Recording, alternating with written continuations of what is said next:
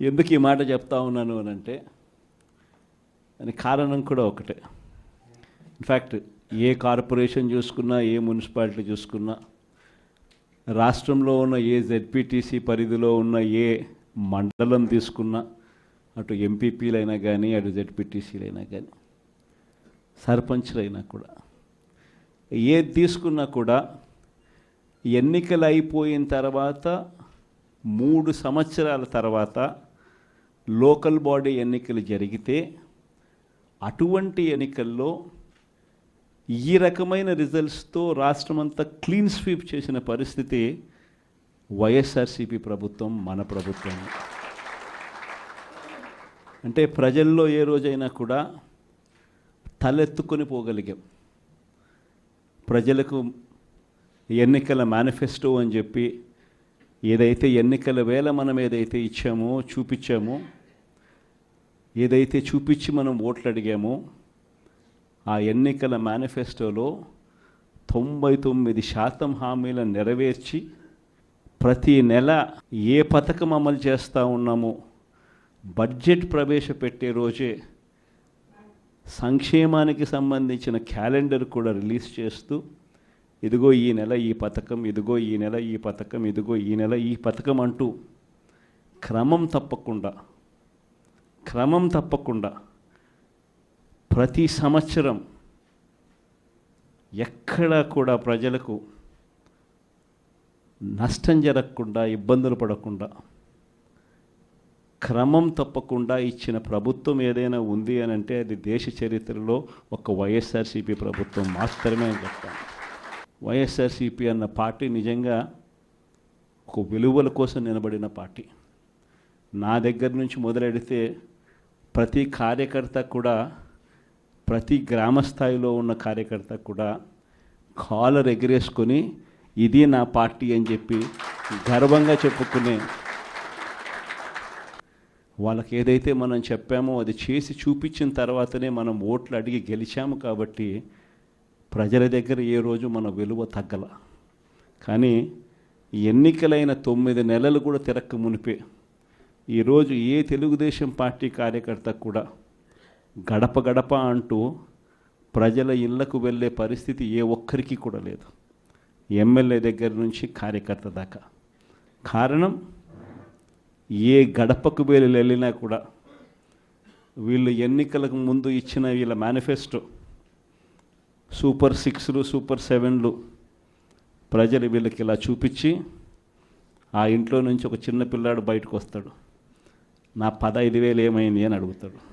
ఆ ఇంట్లో నుంచి 2 పిల్లలున్నా, 3 పిల్లలున్నా ప్రతి పిల్లాడు బయటకు వచ్చి ఆ తెలుగుదేశం పార్టీ, ఇంటికి వచ్చిన తెలుగుదేశం పార్టీ నాయకుడిని, కార్యకర్తను ఆ పిల్లాడు కూడా ప్రశ్నిస్తాడు, నా 15,000 ఏమైంది అని. వీళ్ళింటికి పోయినప్పుడు ఆ పిల్లల తల్లులు ప్రశ్నిస్తారు, నా 18,000 ఏమైంది అని చెప్పి. 50 ఏళ్ళు నిండిన వాళ్ళు వచ్చి ప్రశ్నిస్తారు, నాకు 50 ఏళ్ళకే పెన్షన్ ఇస్తానన్నా, నా 48,000 ఏమైంది అని చెప్పి. అదే ఇంట్లో 20 ఏళ్ళ పిల్లోడు, ఆ పిల్లాడు వచ్చి ప్రశ్నిస్తాడు, నాకు నెలలైనా 3,000 ఇస్తానన్నా, 36,000 ఏమైంది, నా 36,000 ఏమైంది అని. అదే ఇంట్లో బహుశా విజయవాడలో కొంచెం రైతులు తక్కువేమో కానీ కొంచెం గ్రామీణ ప్రాంతాలకు పోతే రైతులు కూడా, కండువా వేసుకొని వచ్చే ప్రతి రైతు కూడా నా 20,000 సంగతి ఏమైంది అని అడుగుతాడు. ఇలా ఏ ఇంటికి వెళ్ళినా కూడా తెలుగుదేశం పార్టీ నాయకులకు కానీ, కార్యకర్తలకు కానీ ప్రజలకు సమాధానం చెప్పుకోలేని పరిస్థితుల్లో వాళ్ళు ఉన్నారు. ఎన్నికలప్పుడు ఏదైతే మాట చెప్పాడో ఆ రోజేమో మేము చెయ్యకపోతే మా కాలర్ పట్టుకోండి అని అన్నాడు. మరి ఈరోజు ప్రజలు కాలర్ పట్టుకుంటారేమో అని చెప్పి భయపడి రెడ్ బుక్ రాజ్యాంగం నడుపుతూ ఉన్నారు. ఈరోజు ఏమంటా ఉన్నాడు, ఎన్నికలు అయిపోయిన 9 నెలల తర్వాత ఈరోజు ఏమంటా ఉన్నారు, సంపద సృష్టించడం ఎట్టనో నా చెవిలో చెప్తే నేను తెలుసుకుంటాను అంటున్నాను. వాస్తవాలు ఇదే మాటలు ఎన్నికలకు ముందు నేను చెప్పా, చంద్రబాబు నాయుడు నమ్మడం అంటే చంద్రముఖిని నిద్ర లేపడమే అని. ఇదే మాటలు నేను ఎన్నికలప్పుడు చెప్పిన, చంద్రబాబు నాయుడు నమ్మడం అంటే పులి నోట్లో తలబెట్టడమే అని చెప్పి. ఇదే మాటలే నేను చెప్పా. మేనిఫెస్టో ప్రజెంటేషన్ చేసేటప్పుడు ఇక్కడ ఇలా నిల్చుని ఇలా మేనిఫెస్టోని ఇలా చూపించా. మన మేనిఫెస్టోని ఇలా చూపిస్తూ వాళ్ళు చెప్పిన మేనిఫెస్టో హామీలను కూడా ఇలానే చూపిస్తూ చెప్పా. ఇది సాధ్యమయ్యేటి కాదయ్యా చంద్రబాబు నాయుడు చెప్పేటివి. రాష్ట్రానికి సంబంధించిన బడ్జెట్ ఇది, మనం చేస్తూ ఉన్న బటన్లు నొక్కే కార్యక్రమం ఇది, దీనికే ఇంత డబ్బు ఖర్చు అవుతుంది. మరి చంద్రబాబు నాయుడు ఏమో 1,72,000 కోట్లు సంవత్సరానికి అయ్యే ప్రతిపాదనలు ఆయన చెప్తా ఉన్నాడు. సూపర్ 6లు మోసము, సూపర్ 7లు మోసము అని చెప్పి చెబుతూ మనమేం చేయగలుగుతాము అన్నది కూడా ప్రజలకు అర్థమయ్యేట్టుగా కూడా మేనిఫెస్టో సందర్భంగా కూడా చెప్పడం జరిగింది.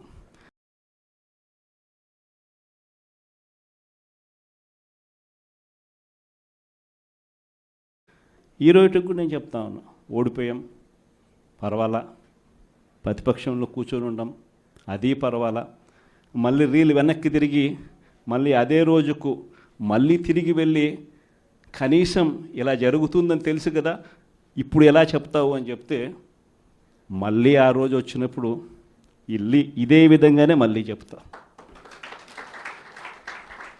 ఎందుకనంటే రాజకీయాలలో విలువలు, విశ్వసనీయత అన్న పదానికి అర్థం అది. ఎన్నికలు ఎప్పుడొచ్చినా కూడా అదే విలువలు, అదే విశ్వసనీయత అన్న ఒకే ఒక పదం మీద మళ్ళీ వైఎస్ఆర్సీపీ మళ్ళీ అఖండ మెజారిటీతో మళ్ళీ గవర్నమెంట్. కానీ ఈసారి ఫామ్ చేసినప్పుడు మాత్రం ప్రజలకు చంద్రబాబు నాయుడు నైజం పూర్తిగా అర్థమైపోతుంది. కాబట్టి మనల్ని మళ్ళీ 30 ఏళ్ళు అక్కడే కూర్చోబెట్టే విధంగా కూడా ప్రజలు ఖచ్చితంగా అడుగులు వేస్తారన్న నమ్మకం నాకుంది. ఎందుకంటే ఈరోజు ఒకవైపున ఇచ్చిన హామీలన్నీ కూడా పక్కకి వెళ్ళిపోవడం అన్నది ఒక ఆస్పెక్ట్ అయితే, రెండో ఆస్పెక్ట్ ఏమిటి అని అంటే ప్రతి వ్యవస్థ నిర్వీర్యమైపోయింది. కేవలం చంద్రబాబు నాయుడు గారి ప్రభుత్వం రాక మునుపు మన ప్రభుత్వం ఉండేది. మళ్ళీ మన ప్రభుత్వంలో ఎలా ప్రతిదీ కూడా ఎలా పగడ్బందీగా ఎలా జరిగింది, చంద్రబాబు నాయుడు ఎందుకు చేయలేకపోతున్నాడు, ఈ చర్చ ప్రతి ఇంట్లోనూ కూడా జరుగుతూ ఉంది.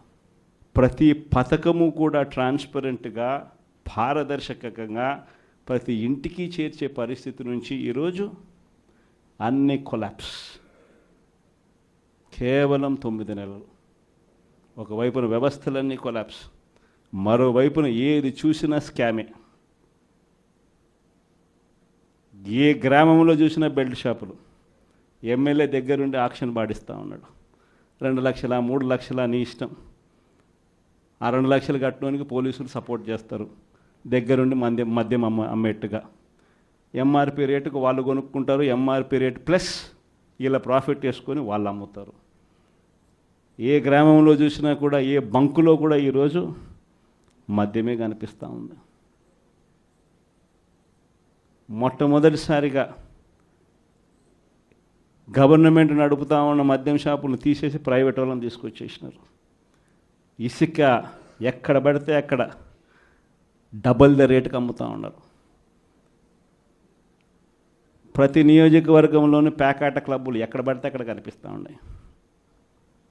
ప్రతి నియోజకవర్గంలో ఏ పని జరగాలన్నా కూడా, ఫ్యాక్టరీ నడపాలన్నా, ఆ నియోజకవర్గంలో మైన్ ఒకవేళ చేస్తూ ఉంటే చేసుకోవాలన్నా, ఏదైనా కూడా నాకింత నీకింత అని ఎమ్మెల్యే దగ్గర నుంచి మొదలైతే చంద్రబాబు నాయుడు దాకా పంచుకోవడాలి. ఇవన్నీ కూడా ఏ స్థాయిలో జరుగుతూ ఉన్నాయనంటే, నిజంగా ఈరోజు వైఎస్ఆర్సీపీ పార్టీ కానీ, వైఎస్ఆర్సీపీ ఎమ్మెల్యేలు కానీ ఈరోజు నిజంగా చాలా మంచోళ్ళ కింద కనిపిస్తూ ఉన్నారు ప్రజలకు. ఆ స్థాయిలో కేవలం 9 నెలల కాలంలోనే ఇంత దారుణంగా పడిపోయినాయి. ఇవన్నీ కూడా ఎందుకు నేను చెప్తా ఉన్నాను అని అంటే, ఈరోజు కష్టాలు అనేటివి వస్తాయి. ప్రతిపక్షంలో ఉన్నప్పుడు రాజకీయాలలో మరీ ముఖ్యంగా ఉన్నప్పుడు ప్రతి ఒక్కరూ కూడా ఒక్కటే గుర్తుపెట్టుకోవాలి, కష్టం రానిదే సుఖం రాదు. ప్రతి మనిషి జీవితంలో కూడా కష్టాలు సుఖాలు అనేది పార్ట్ అండ్ పార్సల్. ప్రతిపక్షంలో ఉన్నప్పుడు మన కష్టాలు కనిపిస్తాయి, కానీ ఆ ప్రతిపక్షంలో ఉన్నప్పుడు ఆ కష్టాలలో వచ్చినప్పుడు మనం ఆ కష్టాలను ఎలా ఎదుర్కొంటాం అన్నది మనల్ని లీడర్లు చేస్తాయి. కష్టం వచ్చినప్పుడు మన క్యారెక్టర్ను మనం అమ్మేసుకుంటే, మన వ్యక్తిత్వాన్ని మనం అమ్మేసుకుంటే, ఒక్కసారి బాటిల్లో ఉన్న నీళ్ళు బాటిల్లో ఉంటే బాటిల్లో నీళ్ళు తాగుతాం, బాటిల్లో ఉన్న నీళ్ళు ఒక్కసారి ఇలా పడేసినామనంటే భూమిలోకి పడిపోతాయి, మళ్ళీ ఏరుకోలేం. క్యారెక్టర్ కూడా అలాంటిదే, ఒక్కసారి విడిచిపెట్టేసినాము అని అంటే మళ్ళీ దాన్ని ఏరుకోలేం. ప్రజల్లో చులకనవుతాం, ప్రజల్లో పలచనవుతాం. ఇది ప్రతి ఒక్కరూ కూడా గుర్తుపెట్టుకోండి. కష్టాలు అన్నటివి ఎల్లకాలం ఉండవు. ఎవరికి ఏ కష్టం వచ్చినా కూడా నా కథ గుర్తు తెచ్చుకోండి. 16 నెలలు నన్ను జైల్లో పెట్టినారు. నా మీద కేసులు వేసింది కూడా మళ్ళీ ఎవరో కాదు, అటు కాంగ్రెస్ ఇటు తెలుగుదేశమే. నా పిటిషన్లో ఎవరు పిటిషనర్స్ అంటే అటు కాంగ్రెస్ ఎమ్మెల్యేలు ఇటు తెలుగుదేశం పార్టీకి సంబంధించిన నాయకులు. కేవలం రాజకీయంగా ఎదుగుతున్నాను అని ఒకే ఒక కారణంతో దొంగ కేసులు బనాయించారు, 16 నెలలు జైల్లో పెట్టినారు. కానీ ఏమైంది? బయటికి రాలా, ముఖ్యమంత్రి కాలా.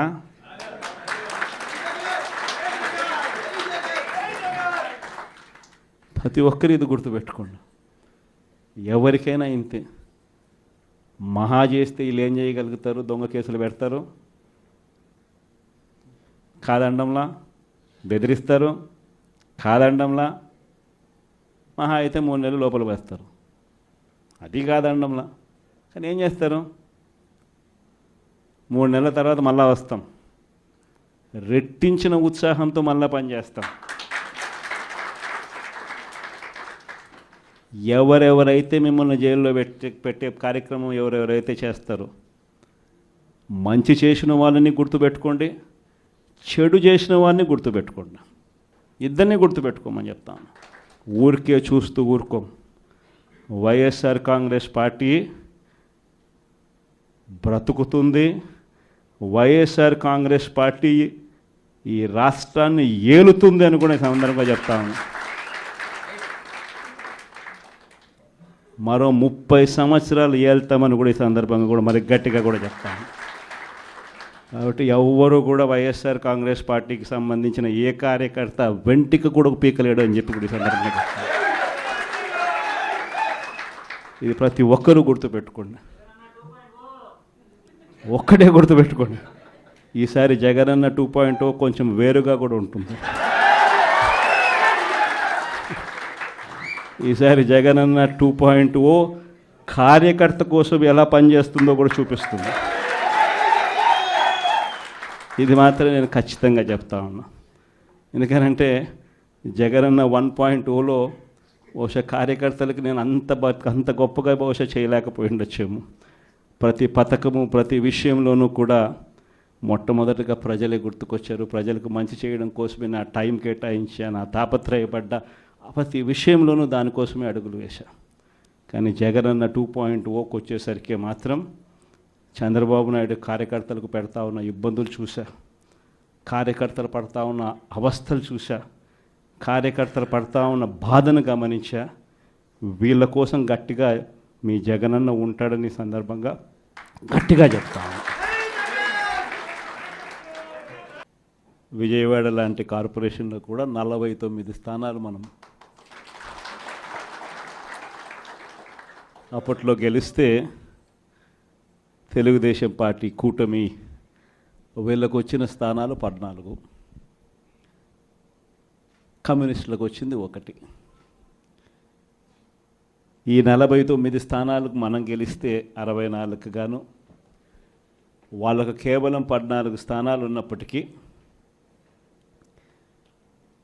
ఎన్నికలు అయిపోయిన తర్వాత రోజు నుంచి రకరకాల భయాలు, రకరకాల ప్రలోభాలు, అదే పనిగా పెడుతూ ఒక 11 మందిని మాత్రం భయపెట్టో ప్రలోభాలు పెట్టో తీసుకోవడం జరిగింది. అయినప్పటికీ 38 మంది నిఠారుగా నిలబడ్డారు అని చెప్పడానికి గర్వపడతాను. ఎందుకు ఈ మాట చెప్తా ఉన్నాను అని అంటే దానికి కారణం కూడా ఒకటే. ఇన్ఫ్యాక్ట్ ఏ కార్పొరేషన్ చూసుకున్నా, ఏ మున్సిపాలిటీ చూసుకున్నా, రాష్ట్రంలో ఉన్న ఏ జెడ్పీటీసీ పరిధిలో ఉన్న ఏ మండలం తీసుకున్నా, అటు ఎంపీపీలైనా కానీ, అటు జెడ్పీటీసీలైనా కానీ, సర్పంచ్లైనా కూడా, ఏది తీసుకున్నా కూడా ఎన్నికలు అయిపోయిన తర్వాత 3 సంవత్సరాల తర్వాత లోకల్ బాడీ ఎన్నికలు జరిగితే అటువంటి ఎన్నికల్లో ఈ రకమైన రిజల్ట్స్తో రాష్ట్రమంతా క్లీన్ స్వీప్ చేసిన పరిస్థితి వైఎస్ఆర్సీపీ ప్రభుత్వం, మన ప్రభుత్వం. అంటే ప్రజల్లో ఏ రోజైనా కూడా తలెత్తుకొని పోగలిగాం. ప్రజలకు ఎన్నికల మేనిఫెస్టో అని చెప్పి ఏదైతే ఎన్నికల వేళ మనం ఏదైతే ఇచ్చామో, చూపించామో, ఏదైతే చూపించి మనం ఓట్లు అడిగామో, ఆ ఎన్నికల మేనిఫెస్టోలో 99% హామీలను నెరవేర్చి ప్రతి నెల ఏ పథకం అమలు చేస్తూ ఉన్నామో బడ్జెట్ ప్రవేశపెట్టే రోజే సంక్షేమానికి సంబంధించిన క్యాలెండర్ కూడా రిలీజ్ చేస్తూ, ఇదిగో ఈ నెల ఈ పథకం, ఇదిగో ఈ నెల ఈ పథకం, ఇదిగో ఈ నెల ఈ పథకం అంటూ క్రమం తప్పకుండా ప్రతి సంవత్సరం ఎక్కడా కూడా ప్రజలకు నష్టం జరగకుండా, ఇబ్బందులు పడకుండా, క్రమం తప్పకుండా ఇచ్చిన ప్రభుత్వం ఏదైనా ఉంది అని అంటే అది దేశ చరిత్రలో ఒక వైఎస్ఆర్సీపీ ప్రభుత్వం మాత్రమే అని చెప్తాను. వైఎస్ఆర్సీపీ అన్న పార్టీ నిజంగా ఒక విలువల కోసం నిలబడిన పార్టీ. నా దగ్గర నుంచి మొదలెడితే ప్రతి కార్యకర్త కూడా, ప్రతి గ్రామ స్థాయిలో ఉన్న కార్యకర్త కూడా కాలర్ ఎగిరేసుకొని ఇది నా పార్టీ అని చెప్పి గర్వంగా చెప్పుకునే, వాళ్ళకి ఏదైతే మనం చెప్పామో అది చేసి చూపించిన తర్వాతనే మనం ఓట్లు అడిగి గెలిచాము. కాబట్టి ప్రజల దగ్గర ఏ రోజు మన విలువ తగ్గల. కానీ ఎన్నికలైన 9 నెలలు కూడా తిరక్క మునిపే ఈరోజు ఏ తెలుగుదేశం పార్టీ కార్యకర్త కూడా గడప గడప అంటూ ప్రజల ఇళ్లకు వెళ్ళే పరిస్థితి ఏ ఒక్కరికి కూడా లేదు, ఎమ్మెల్యే దగ్గర నుంచి కార్యకర్త దాకా. కారణం, ఏ గడపకు వెళ్ళినా కూడా వీళ్ళు ఎన్నికలకు ముందు ఇచ్చిన వీళ్ళ మేనిఫెస్టో సూపర్ 6లు, సూపర్ 7లు ప్రజలు వీళ్ళకి ఇలా చూపించి, ఆ ఇంట్లో నుంచి ఒక చిన్న పిల్లాడు బయటకు వస్తాడు, నా 15,000 ఏమైంది అని అడుగుతాడు. ఆ ఇంట్లో నుంచి 2 పిల్లలున్నా, 3 పిల్లలున్నా ప్రతి పిల్లాడు బయటకు వచ్చి ఆ తెలుగుదేశం పార్టీ, ఇంటికి వచ్చిన తెలుగుదేశం పార్టీ నాయకుడిని, కార్యకర్తను ఆ పిల్లాడు కూడా ప్రశ్నిస్తాడు, నా 15,000 ఏమైంది అని. వీళ్ళింటికి పోయినప్పుడు ఆ పిల్లల తల్లులు ప్రశ్నిస్తారు, నా 18,000 ఏమైంది అని చెప్పి. 50 ఏళ్ళు నిండిన వాళ్ళు వచ్చి ప్రశ్నిస్తారు, నాకు 50 ఏళ్ళకే పెన్షన్ ఇస్తానన్నా, నా 48,000 ఏమైంది అని చెప్పి. అదే ఇంట్లో 20 ఏళ్ళ పిల్లోడు, ఆ పిల్లాడు వచ్చి ప్రశ్నిస్తాడు, నాకు నెలలైనా 3,000 ఇస్తానన్నా, 36,000 ఏమైంది, నా 36,000 ఏమైంది అని. అదే ఇంట్లో బహుశా విజయవాడలో కొంచెం రైతులు తక్కువేమో కానీ కొంచెం గ్రామీణ ప్రాంతాలకు పోతే రైతులు కూడా, కండువా వేసుకొని వచ్చే ప్రతి రైతు కూడా నా 20,000 సంగతి ఏమైంది అని అడుగుతాడు. ఇలా ఏ ఇంటికి వెళ్ళినా కూడా తెలుగుదేశం పార్టీ నాయకులకు కానీ, కార్యకర్తలకు కానీ ప్రజలకు సమాధానం చెప్పుకోలేని పరిస్థితుల్లో వాళ్ళు ఉన్నారు. ఎన్నికలప్పుడు ఏదైతే మాట చెప్పాడో ఆ రోజేమో మేము చెయ్యకపోతే మా కాలర్ పట్టుకోండి అని అన్నాడు. మరి ఈరోజు ప్రజలు కాలర్ పట్టుకుంటారేమో అని చెప్పి భయపడి రెడ్ బుక్ రాజ్యాంగం నడుపుతూ ఉన్నారు. ఈరోజు ఏమంటా ఉన్నారు? ఎన్నికలు అయిపోయిన 9 నెలల తర్వాత ఈరోజు ఏమంటా ఉన్నారు? సంపద సృష్టించడం ఎట్టనో నా చెవిలో చెప్తే నేను తెలుసుకుంటాను అంటున్నాను. వాస్తవాలు. ఇదే మాటలు ఎన్నికలకు ముందు నేను చెప్పా. చంద్రబాబు నాయుడు నమ్మడం అంటే చంద్రముఖిని నిద్ర లేపడమే అని. ఇదే మాటలు నేను ఎన్నికలప్పుడు చెప్పిన. చంద్రబాబు నాయుడు నమ్మడం అంటే పులి నోట్లో తలబెట్టడమే అని చెప్పి ఇదే మాటలే నేను చెప్పా. మేనిఫెస్టో ప్రజెంటేషన్ చేసేటప్పుడు ఇక్కడే ఇలా నిల్చుని ఇలా మేనిఫెస్టోని ఇలా చూపించా. మన మేనిఫెస్టోని ఇలా చూపిస్తూ వాళ్ళు చెప్పిన మేనిఫెస్టో హామీలను కూడా ఇలానే చూపిస్తూ చెప్పా. ఇది సాధ్యమయ్యేటి కాదయ్యా చంద్రబాబు నాయుడు చెప్పేటివి. రాష్ట్రానికి సంబంధించిన బడ్జెట్ ఇది, మనం చేస్తూ ఉన్న బటన్లు నొక్కే కార్యక్రమం ఇది, దీనికే ఇంత డబ్బు ఖర్చు అవుతుంది. మరి చంద్రబాబు నాయుడు ఏమో 1,72,000 కోట్లు సంవత్సరానికి అయ్యే ప్రతిపాదనలు ఆయన చెప్తా ఉన్నాడు. సూపర్ 6లు మోసము, సూపర్ 7లు మోసము అని చెప్పి చెబుతూ మనమేం చేయగలుగుతాము అన్నది కూడా ప్రజలకు అర్థమయ్యేట్టుగా కూడా మేనిఫెస్టో సందర్భంగా కూడా చెప్పడం జరిగింది.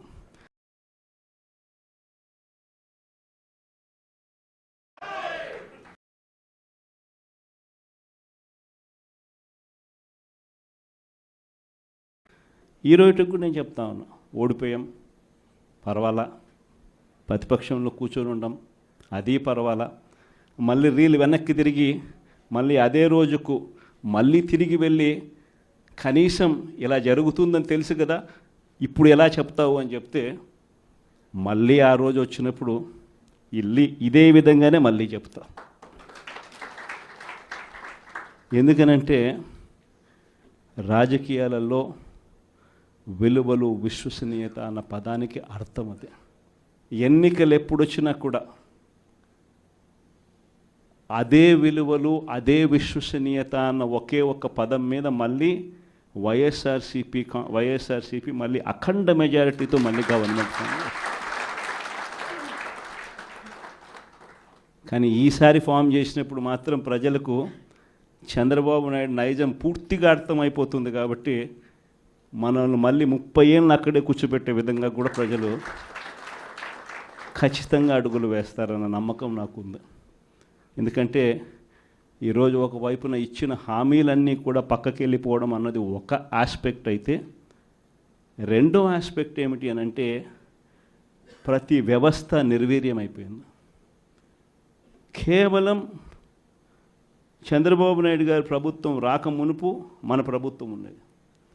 మళ్ళీ మన ప్రభుత్వంలో ఎలా ప్రతిదీ కూడా ఎలా పగడ్బందీగా ఎలా జరిగింది, చంద్రబాబు నాయుడు ఎందుకు చేయలేకపోతున్నాడు, ఈ చర్చ ప్రతి ఇంట్లోనూ కూడా జరుగుతూ ఉంది.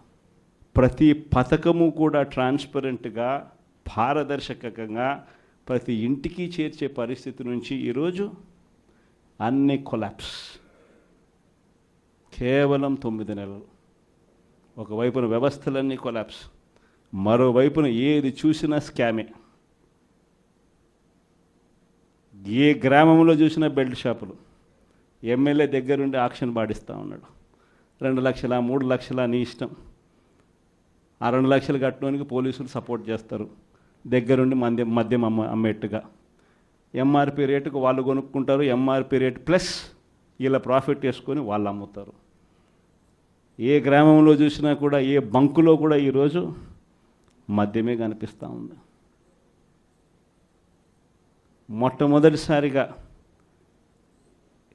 గవర్నమెంట్ నడుపుతా ఉన్న మద్యం షాపులను తీసేసి ప్రైవేట్ వాళ్ళని తీసుకొచ్చేసినారు. ఇసుక ఎక్కడ పడితే అక్కడ డబల్ ద రేటుకి అమ్ముతూ ఉన్నారు. ప్రతి నియోజకవర్గంలోని ప్యాకాట క్లబ్బులు ఎక్కడ పడితే అక్కడ కనిపిస్తూ ఉన్నాయి. ప్రతి నియోజకవర్గంలో ఏ పని జరగాలన్నా కూడా, ఫ్యాక్టరీ నడపాలన్నా, ఆ నియోజకవర్గంలో మైన్ ఒకవేళ చేస్తూ ఉంటే చేసుకోవాలన్నా, ఏదైనా కూడా నాకింత నీకింత అని ఎమ్మెల్యే దగ్గర నుంచి మొదలైతే చంద్రబాబు నాయుడు దాకా పంచుకోవడాలి. ఇవన్నీ కూడా ఏ స్థాయిలో జరుగుతూ ఉన్నాయనంటే నిజంగా ఈరోజు వైఎస్ఆర్సీపీ పార్టీ కానీ వైఎస్ఆర్సీపీ ఎమ్మెల్యేలు కానీ ఈరోజు నిజంగా చాలా మంచోళ్ళ కింద కనిపిస్తూ ఉన్నారు ప్రజలకు. ఆ స్థాయిలో కేవలం 9 నెలల కాలంలోనే ఇంత దారుణంగా పడిపోయినాయి. ఇవన్నీ కూడా ఎందుకు నేను చెప్తా ఉన్నాను అని అంటే, ఈరోజు కష్టాలు అనేటివి వస్తాయి. ప్రతిపక్షంలో ఉన్నప్పుడు, రాజకీయాలలో మరీ ముఖ్యంగా ఉన్నప్పుడు ప్రతి ఒక్కరూ కూడా ఒక్కటే గుర్తుపెట్టుకోవాలి, కష్టం రానిదే సుఖం రాదు. ప్రతి మనిషి జీవితంలో కూడా కష్టాలు సుఖాలు అనేది పార్ట్ అండ్ పార్సల్. ప్రతిపక్షంలో ఉన్నప్పుడు మన కష్టాలు కనిపిస్తాయి, కానీ ఆ ప్రతిపక్షంలో ఉన్నప్పుడు ఆ కష్టాలలో వచ్చినప్పుడు మనం ఆ కష్టాలను ఎలా ఎదుర్కొంటాం అన్నది మనల్ని లీడర్లు చేస్తాయి.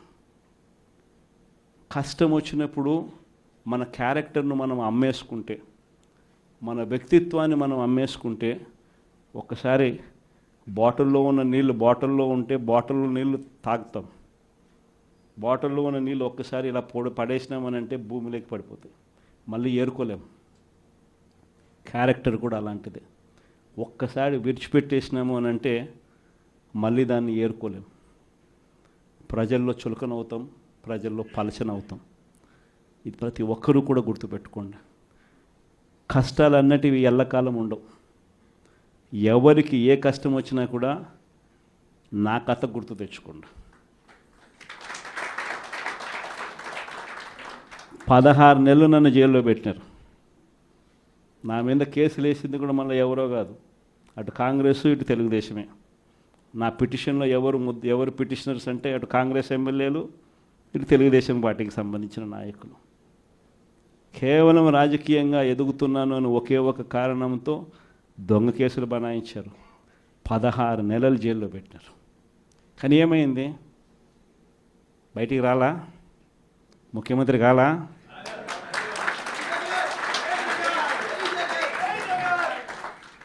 ప్రతి ఒక్కరు ఇది గుర్తుపెట్టుకోండి. ఎవరికైనా ఇంతే. మహా చేస్తే వీళ్ళు ఏం చేయగలుగుతారు? దొంగ కేసులు పెడతారు, కాదండంలా బెదిరిస్తారు, కాదండంలా మహా అయితే 3 నెలలు లోపల వేస్తారు, అది కాదండంలా. కానీ ఏం చేస్తారు? 3 నెలల తర్వాత మళ్ళా వస్తాం, రెట్టించిన ఉత్సాహంతో మళ్ళా పనిచేస్తాం. ఎవరెవరైతే మిమ్మల్ని జైల్లో పెట్టే కార్యక్రమం ఎవరెవరైతే చేస్తారో, మంచి చేసిన వాళ్ళని గుర్తుపెట్టుకోండి, చెడు చేసిన వారిని గుర్తుపెట్టుకోండి. ఇద్దరిని గుర్తుపెట్టుకోమని చెప్తాను. ఊరికే చూస్తూ ఊరుకోం. వైఎస్ఆర్ కాంగ్రెస్ పార్టీ బ్రతుకుతుంది. వైఎస్ఆర్ కాంగ్రెస్ పార్టీ ఈ రాష్ట్రాన్ని ఏలుతుంది అని కూడా ఈ సందర్భంగా చెప్తాను. మరో 30 సంవత్సరాలు ఏళ్తామని కూడా ఈ సందర్భంగా కూడా మరి గట్టిగా కూడా చెప్తాను. కాబట్టి ఎవ్వరూ కూడా వైఎస్ఆర్ కాంగ్రెస్ పార్టీకి సంబంధించిన ఏ కార్యకర్త వెంటికి కూడా పీకలేడు అని చెప్పి కూడా ఈ సందర్భంగా చెప్తాను. ఇది ప్రతి ఒక్కరూ గుర్తుపెట్టుకోండి. ఒక్కడే గుర్తుపెట్టుకోండి, ఈసారి జగనన్న 2.0 కొంచెం వేరుగా కూడా ఉంటుంది. ఈసారి జగనన్న 2.0 కార్యకర్త కోసం ఎలా పనిచేస్తుందో కూడా చూపిస్తుంది. ఇది మాత్రం నేను ఖచ్చితంగా చెప్తా ఉన్నా. ఎందుకనంటే జగనన్న 1.0లో బహుశా కార్యకర్తలకు నేను అంత గొప్పగా బహుశా చేయలేకపోయి ఉండొచ్చేమో. ప్రతి పథకము ప్రతి విషయంలోనూ కూడా మొట్టమొదటిగా ప్రజలే గుర్తుకొచ్చారు. ప్రజలకు మంచి చేయడం కోసమే నా టైం కేటాయించా, నా తాపత్రయపడ్డా, ప్రతి విషయంలోనూ దానికోసమే అడుగులు వేశా.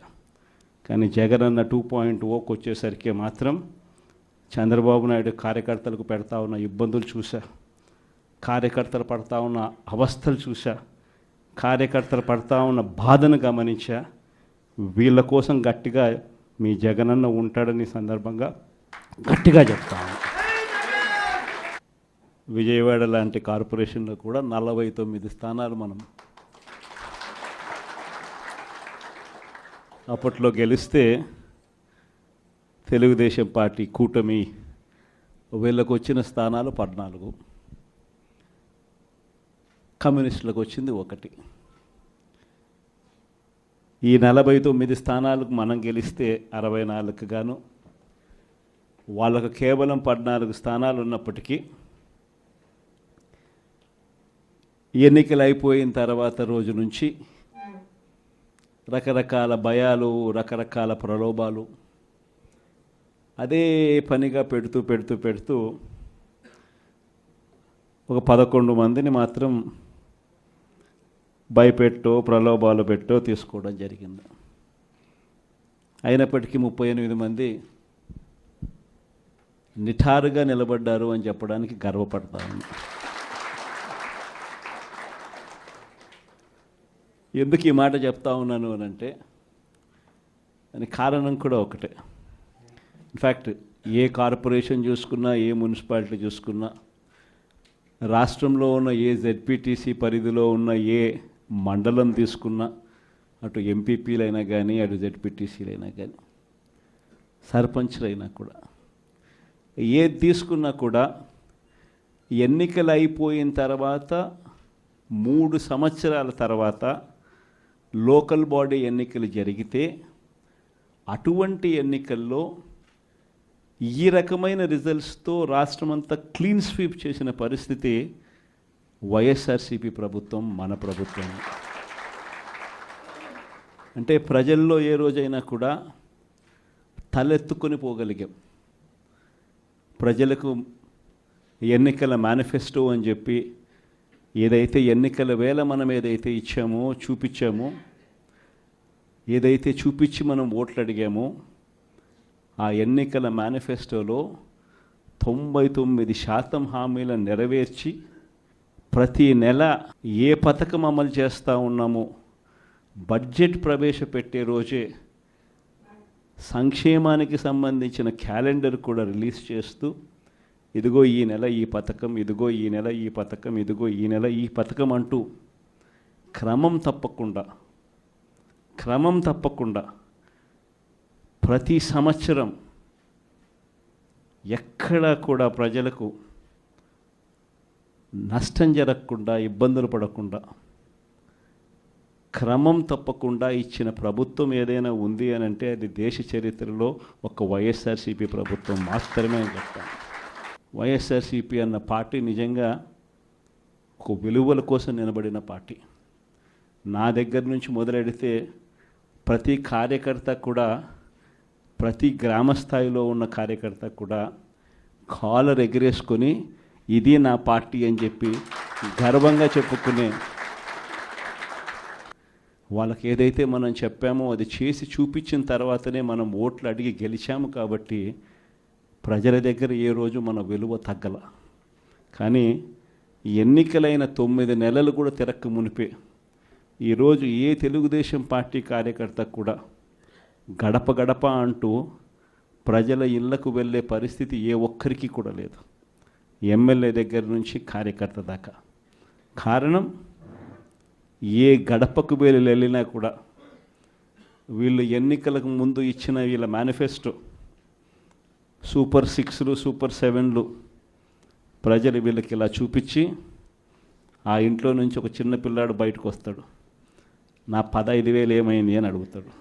ఆ ఇంట్లో నుంచి 2 పిల్లలున్నా, 3 పిల్లలున్నా ప్రతి పిల్లాడు బయటకు వచ్చి ఆ తెలుగుదేశం పార్టీ ఇంటికి వచ్చిన తెలుగుదేశం పార్టీ నాయకుడిని, కార్యకర్తను ఆ పిల్లాడు కూడా ప్రశ్నిస్తాడు, నా 15,000 ఏమైంది అని.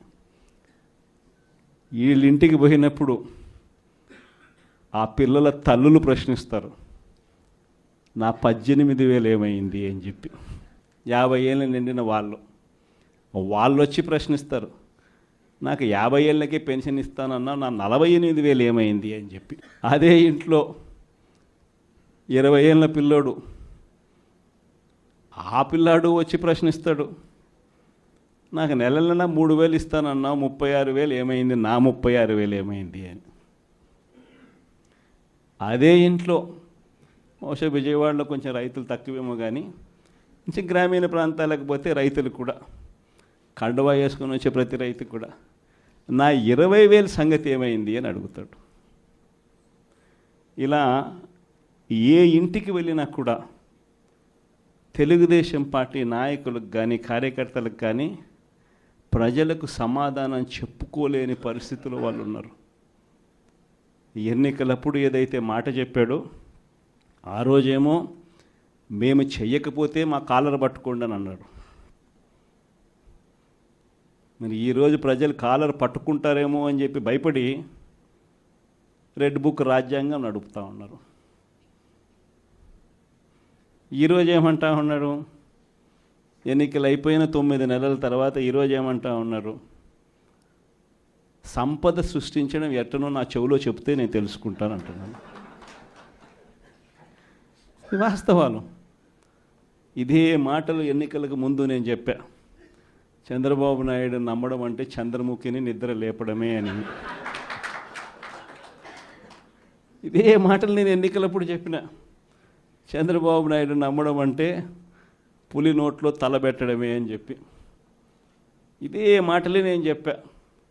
మేనిఫెస్టో ప్రజెంటేషన్ చేసేటప్పుడు ఇక్కడే ఇలా నిల్చుని ఇలా మేనిఫెస్టోని ఇలా చూపించా. మన మేనిఫెస్టోని ఇలా చూపిస్తూ వాళ్ళు చెప్పిన మేనిఫెస్టో హామీలను కూడా ఇలానే చూపిస్తూ చెప్పా. ఇది సాధ్యమయ్యేటివి కాదయ్యా చంద్రబాబు నాయుడు చెప్పేటివి. రాష్ట్రానికి సంబంధించిన బడ్జెట్ ఇది, మనం చేస్తూ ఉన్న బట్టలు నొక్కే కార్యక్రమం ఇది, దీనికే ఇంత డబ్బు ఖర్చు అవుతుంది.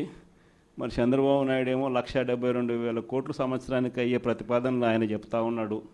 సూపర్ 6లు మోసము, సూపర్ 7లు మోసము అని చెప్పి చెబుతూ మనమేం చేయగలుగుతాము అన్నది కూడా ప్రజలకు అర్థమయ్యేట్టుగా కూడా మేనిఫెస్టో సందర్భంగా కూడా చెప్పడం జరిగింది.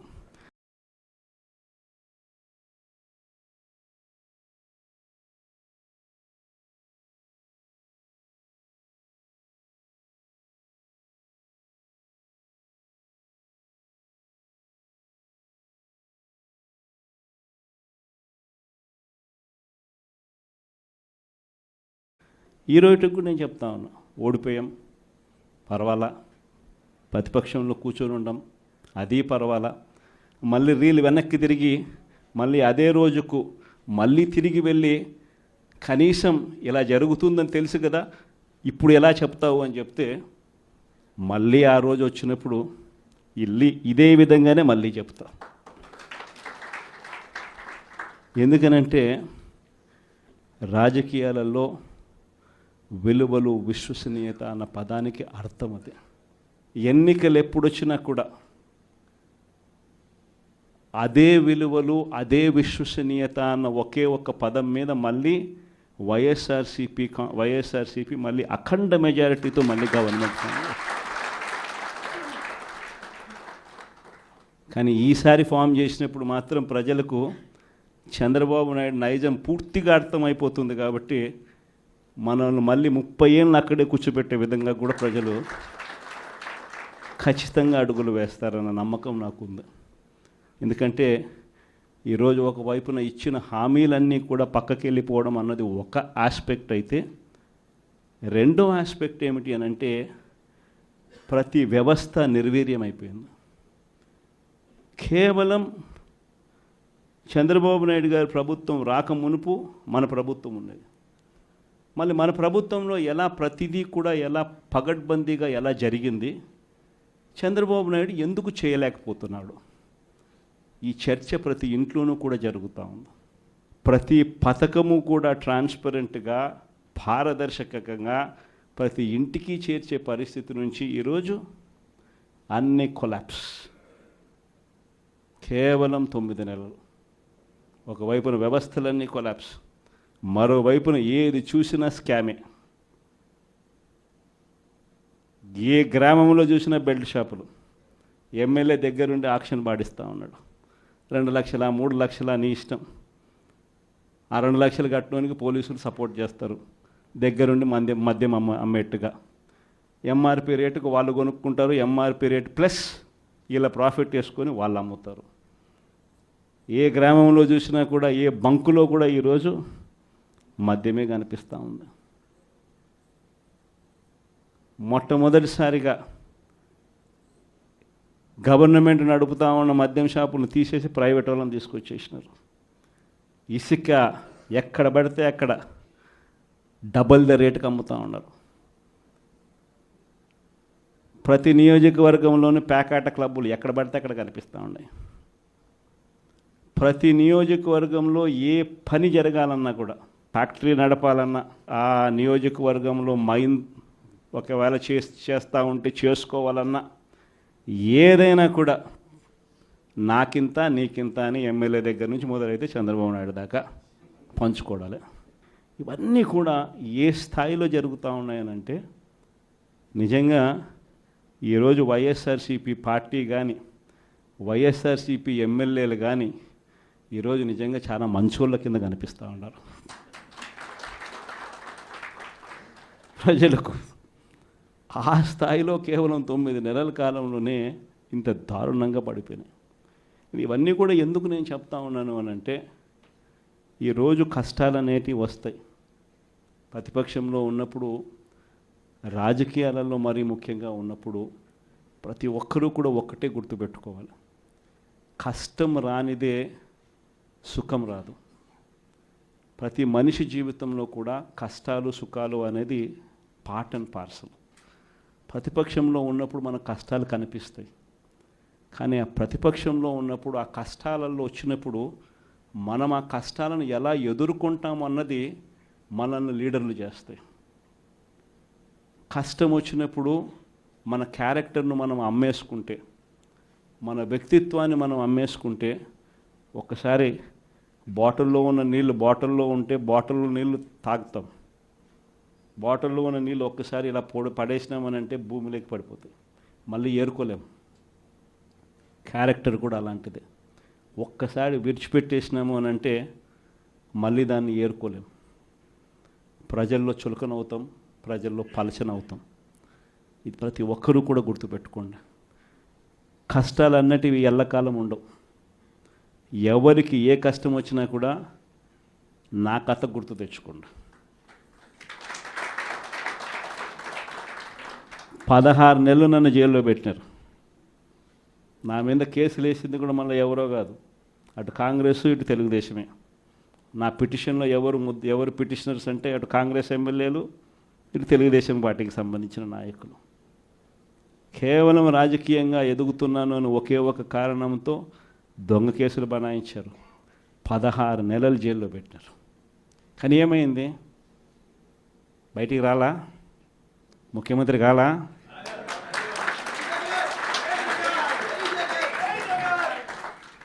ప్రతి ఒక్కరు ఇది గుర్తుపెట్టుకోండి. ఎవరికైనా ఇంతే. మహా చేస్తే వీళ్ళు ఏం చేయగలుగుతారు? దొంగ కేసులు పెడతారు,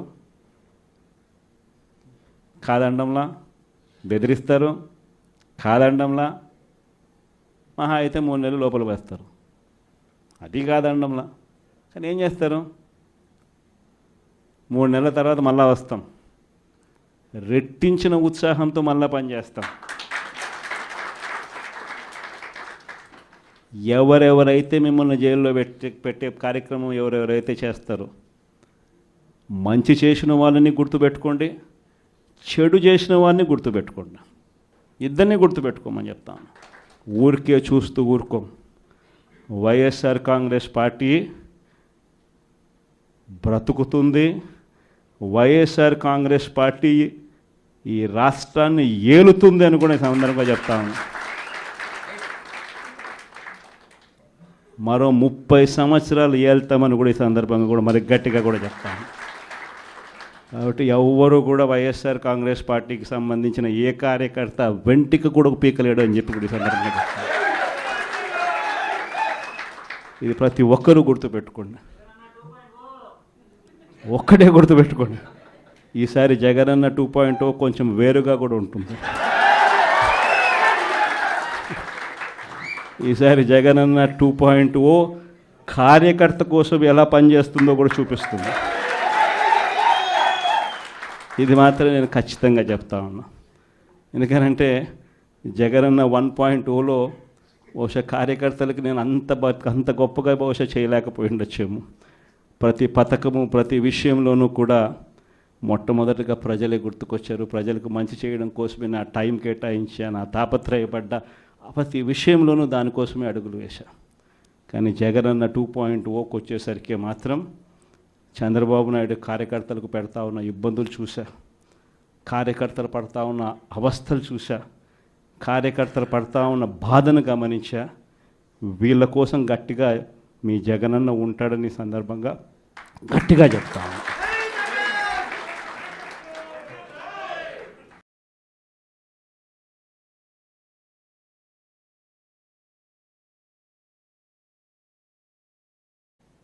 విజయవాడ లాంటి కార్పొరేషన్లో కూడా 49 స్థానాలు మనం అప్పట్లో గెలిస్తే తెలుగుదేశం పార్టీ కూటమి వీళ్ళకు వచ్చిన స్థానాలు 14, కమ్యూనిస్టులకు వచ్చింది 1. ఈ 49 స్థానాలకు మనం గెలిస్తే 64 గాను వాళ్ళకు కేవలం 14 స్థానాలు ఉన్నప్పటికీ ఎన్నికలు అయిపోయిన తర్వాత రోజు నుంచి రకరకాల భయాలు, రకరకాల ప్రలోభాలు అదే పనిగా పెడుతూ ఒక 11 మందిని మాత్రం భయపెట్టో ప్రలోభాలు పెట్టో తీసుకోవడం జరిగింది. అయినప్పటికీ 38 మంది నిఠారుగా నిలబడ్డారు అని చెప్పడానికి గర్వపడతాను. ఎందుకు ఈ మాట చెప్తా ఉన్నాను అని అంటే దానికి కారణం కూడా ఒకటే. ఇన్ఫ్యాక్ట్ ఏ కార్పొరేషన్ చూసుకున్నా, ఏ మున్సిపాలిటీ చూసుకున్నా, రాష్ట్రంలో ఉన్న ఏ జెడ్పీటీసీ పరిధిలో ఉన్న ఏ మండలం తీసుకున్నా, అటు ఎంపీపీలైనా కానీ, అటు జెడ్పీటీసీలైనా కానీ, సర్పంచ్లైనా కూడా, ఏది తీసుకున్నా కూడా ఎన్నికలు అయిపోయిన తర్వాత 3 సంవత్సరాల తర్వాత లోకల్ బాడీ ఎన్నికలు జరిగితే అటువంటి ఎన్నికల్లో ఈ రకమైన రిజల్ట్స్తో రాష్ట్రమంతా క్లీన్ స్వీప్ చేసిన పరిస్థితి వైఎస్ఆర్సీపీ ప్రభుత్వం, మన ప్రభుత్వం. అంటే ప్రజల్లో ఏ రోజైనా కూడా తలెత్తుకొని పోగలిగాం. ప్రజలకు ఎన్నికల మేనిఫెస్టో అని చెప్పి ఏదైతే ఎన్నికల వేళ మనం ఏదైతే ఇచ్చామో, చూపించామో, ఏదైతే చూపించి మనం ఓట్లు అడిగామో, ఆ ఎన్నికల మేనిఫెస్టోలో 99% హామీలను నెరవేర్చి ప్రతి నెల ఏ పథకం అమలు చేస్తూ ఉన్నామో బడ్జెట్ ప్రవేశపెట్టే రోజే సంక్షేమానికి సంబంధించిన క్యాలెండర్ కూడా రిలీజ్ చేస్తూ, ఇదిగో ఈ నెల ఈ పథకం, ఇదిగో ఈ నెల ఈ పథకం, ఇదిగో ఈ నెల ఈ పథకం అంటూ క్రమం తప్పకుండా ప్రతి సంవత్సరం ఎక్కడా కూడా ప్రజలకు నష్టం జరగకుండా, ఇబ్బందులు పడకుండా, క్రమం తప్పకుండా ఇచ్చిన ప్రభుత్వం ఏదైనా ఉంది అని అంటే అది దేశ చరిత్రలో ఒక వైఎస్ఆర్సీపీ ప్రభుత్వం మాత్రమే అని చెప్తాను. వైఎస్ఆర్సీపీ అన్న పార్టీ నిజంగా ఒక విలువల కోసం నిలబడిన పార్టీ. నా దగ్గర నుంచి మొదలెడితే ప్రతి కార్యకర్త కూడా, ప్రతి గ్రామ స్థాయిలో ఉన్న కార్యకర్త కూడా కాలర్ ఎగిరేసుకొని ఇది నా పార్టీ అని చెప్పి గర్వంగా చెప్పుకునే, వాళ్ళకి ఏదైతే మనం చెప్పామో అది చేసి చూపించిన తర్వాతనే మనం ఓట్లు అడిగి గెలిచాము. కాబట్టి ప్రజల దగ్గర ఏ రోజు మన విలువ తగ్గల. కానీ ఎన్నికలైన 9 నెలలు కూడా తిరక్క మునిపే ఈరోజు ఏ తెలుగుదేశం పార్టీ కార్యకర్త కూడా గడప గడప అంటూ ప్రజల ఇళ్లకు వెళ్ళే పరిస్థితి ఏ ఒక్కరికి కూడా లేదు, ఎమ్మెల్యే దగ్గర నుంచి కార్యకర్త దాకా. కారణం, ఏ గడపకు వెళ్ళినా కూడా వీళ్ళు ఎన్నికలకు ముందు ఇచ్చిన వీళ్ళ మేనిఫెస్టో సూపర్ 6లు, సూపర్ 7లు ప్రజలు వీళ్ళకి ఇలా చూపించి, ఆ ఇంట్లో నుంచి ఒక చిన్న పిల్లాడు బయటకు వస్తాడు, నా 15,000 ఏమైంది అని అడుగుతాడు.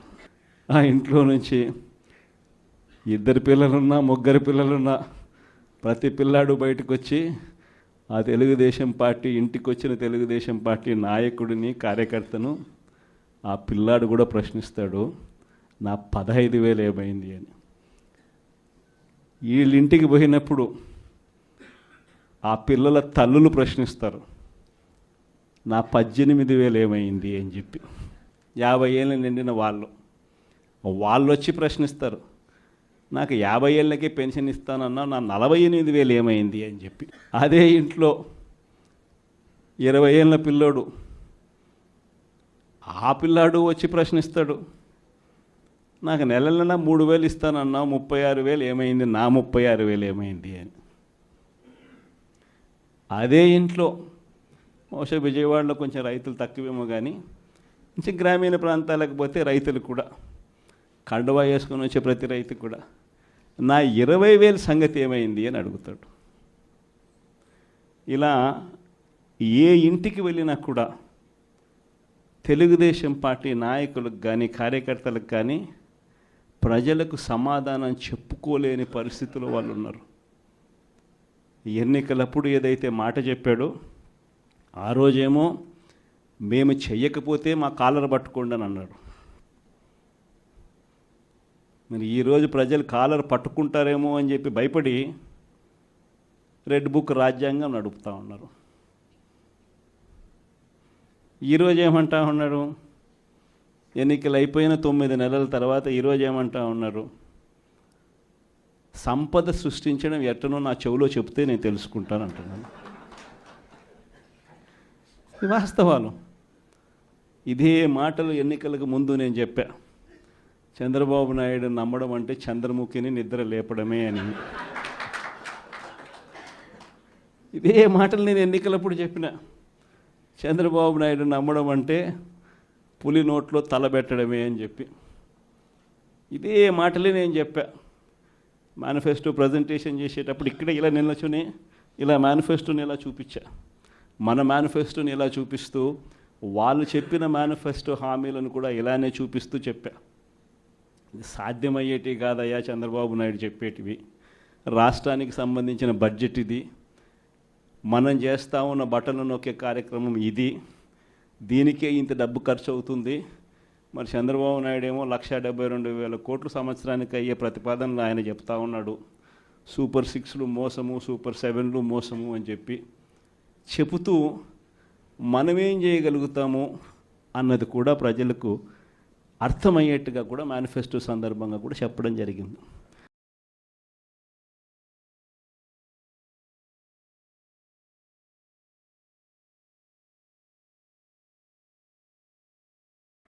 ఈ రోజుకి కూడా నేను చెప్తా ఉన్నా, ఓడిపోయాం పర్వాలా, ప్రతిపక్షంలో కూర్చొని ఉండం అది పర్వాలా, మళ్ళీ రీలు వెనక్కి తిరిగి మళ్ళీ అదే రోజుకు మళ్ళీ తిరిగి వెళ్ళి కనీసం ఇలా జరుగుతుందని తెలుసు కదా ఇప్పుడు ఎలా చెప్తావు అని చెప్తే మళ్ళీ ఆ రోజు వచ్చినప్పుడు ఇదే విధంగానే మళ్ళీ చెప్తా.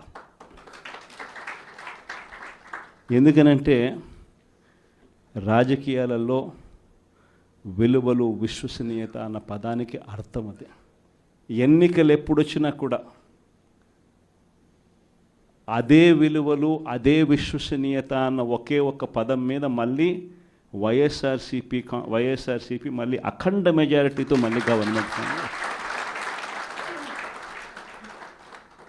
కానీ ఈసారి ఫామ్ చేసినప్పుడు మాత్రం ప్రజలకు చంద్రబాబు నాయుడు నైజం పూర్తిగా అర్థమైపోతుంది. కాబట్టి మనల్ని మళ్ళీ 30 ఏళ్ళు అక్కడే కూర్చోబెట్టే విధంగా కూడా ప్రజలు ఖచ్చితంగా అడుగులు వేస్తారన్న నమ్మకం నాకుంది.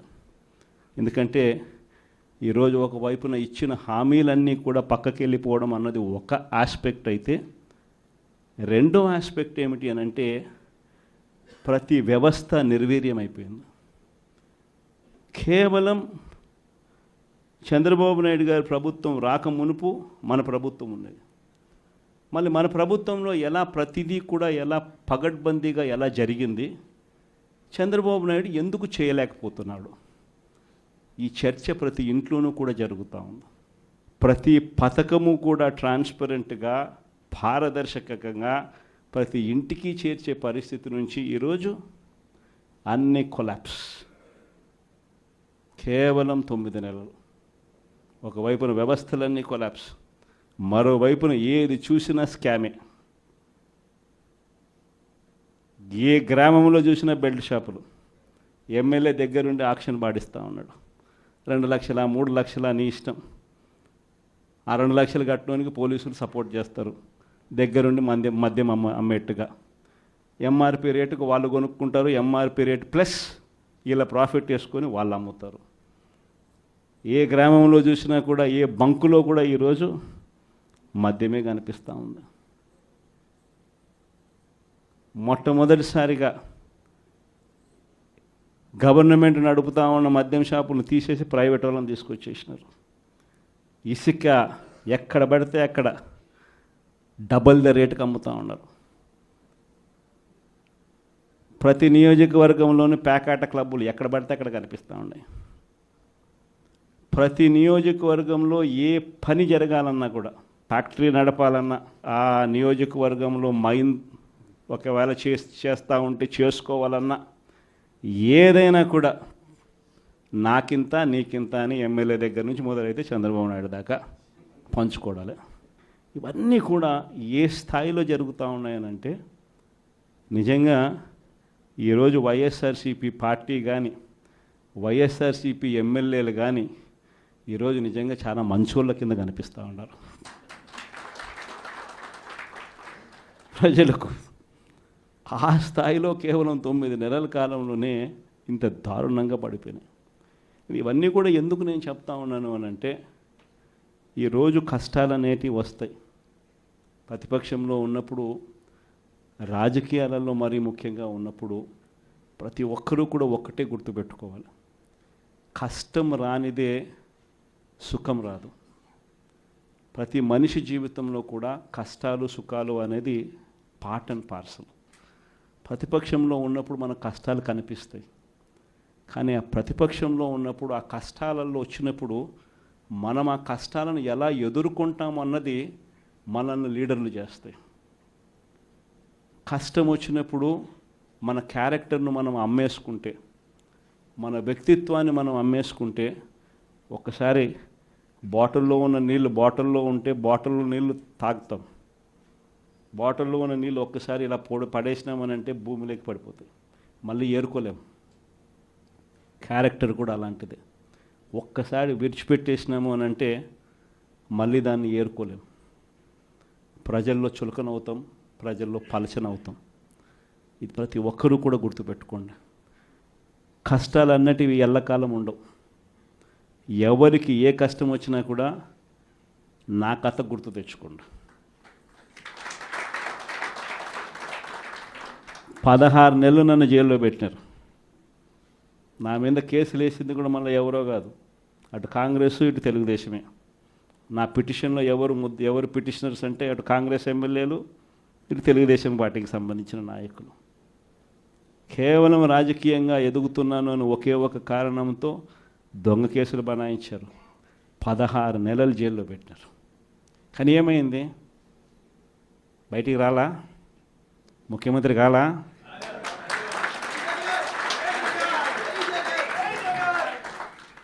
ప్రతి ఒక్కరు ఇది గుర్తుపెట్టుకోండి. ఎవరికైనా ఇంతే. మహా చేస్తే వీళ్ళు ఏం చేయగలుగుతారు? దొంగ కేసులు పెడతారు,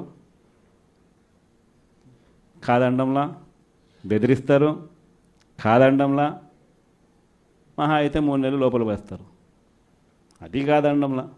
కానీ ఏం చేస్తారు? 3 నెలల తర్వాత మళ్ళా వస్తాం, రెట్టించిన ఉత్సాహంతో మళ్ళా పనిచేస్తాం.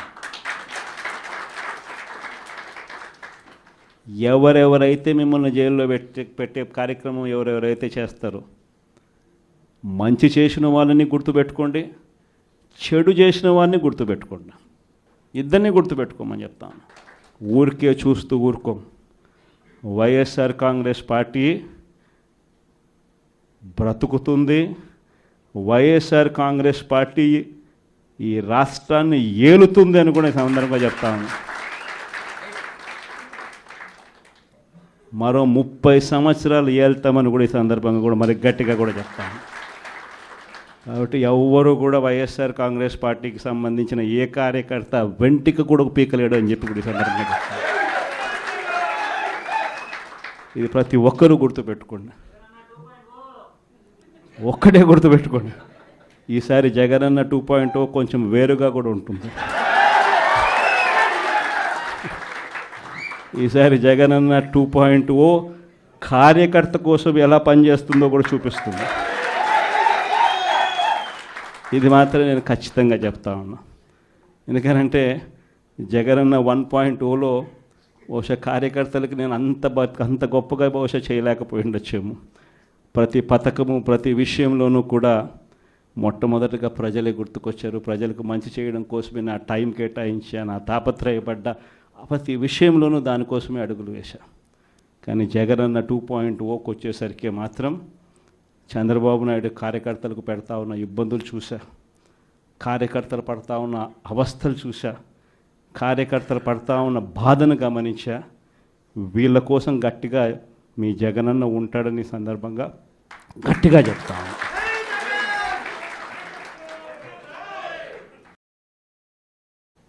విజయవాడ లాంటి కార్పొరేషన్లో కూడా 49 స్థానాలు మనం అప్పట్లో గెలిస్తే తెలుగుదేశం పార్టీ కూటమి వీళ్ళకు వచ్చిన స్థానాలు 14, కమ్యూనిస్టులకు వచ్చింది 1. ఈ 49 స్థానాలకు మనం గెలిస్తే 64కు గాను వాళ్ళకు కేవలం 14 స్థానాలు ఉన్నప్పటికీ ఎన్నికలు అయిపోయిన తర్వాత రోజు నుంచి రకరకాల భయాలు, రకరకాల ప్రలోభాలు అదే పనిగా పెడుతూ ఒక 11 మందిని మాత్రం భయపెట్టో ప్రలోభాలు పెట్టో తీసుకోవడం జరిగింది. అయినప్పటికీ 38 మంది నిఠారుగా నిలబడ్డారు అని చెప్పడానికి గర్వపడతాను. ఎందుకు ఈ మాట చెప్తా ఉన్నాను అని అంటే దానికి కారణం కూడా ఒకటే.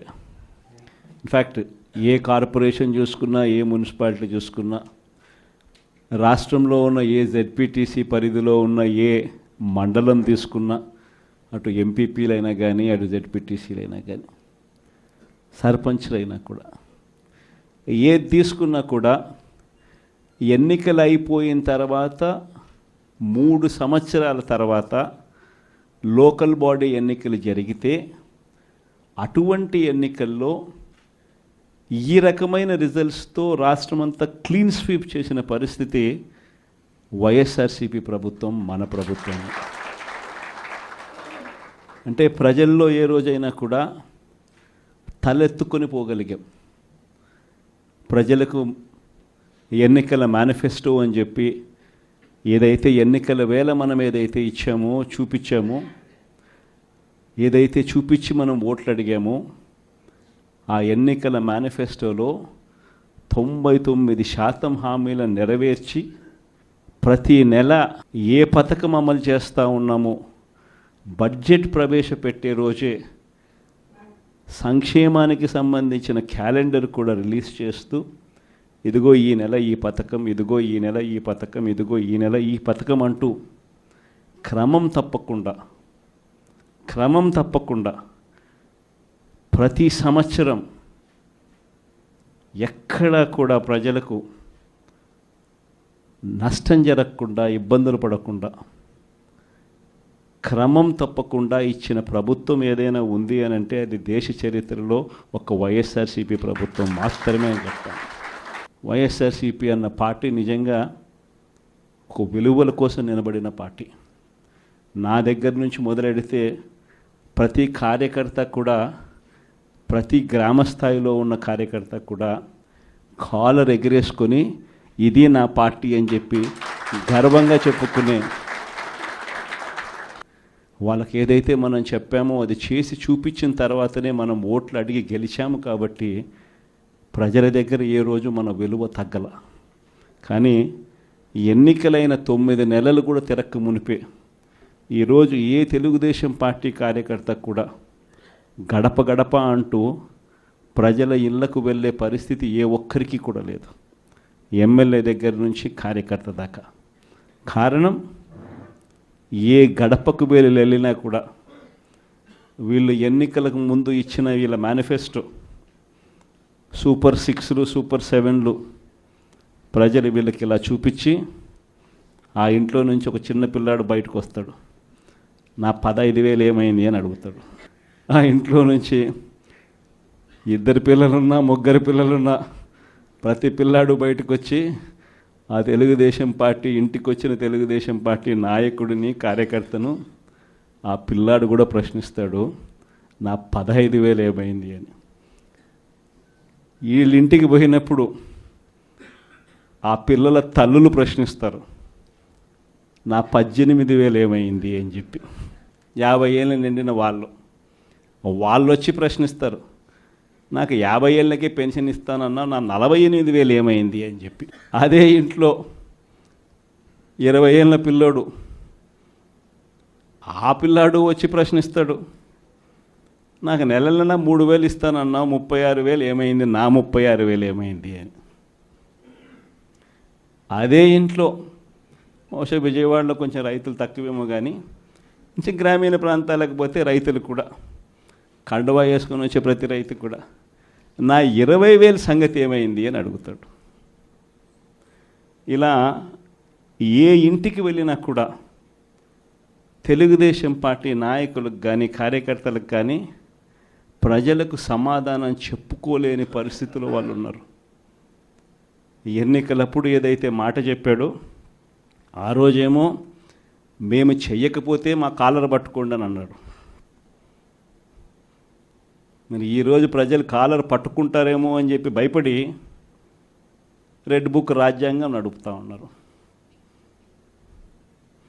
ఈరోజు ఏమంటా ఉన్నారు, ఎన్నికలు అయిపోయిన 9 నెలల తర్వాత ఈరోజు ఏమంటా ఉన్నారు, సంపద సృష్టించడం ఎట్టనో నా చెవిలో చెప్తే నేను తెలుసుకుంటాను అంటున్నాను.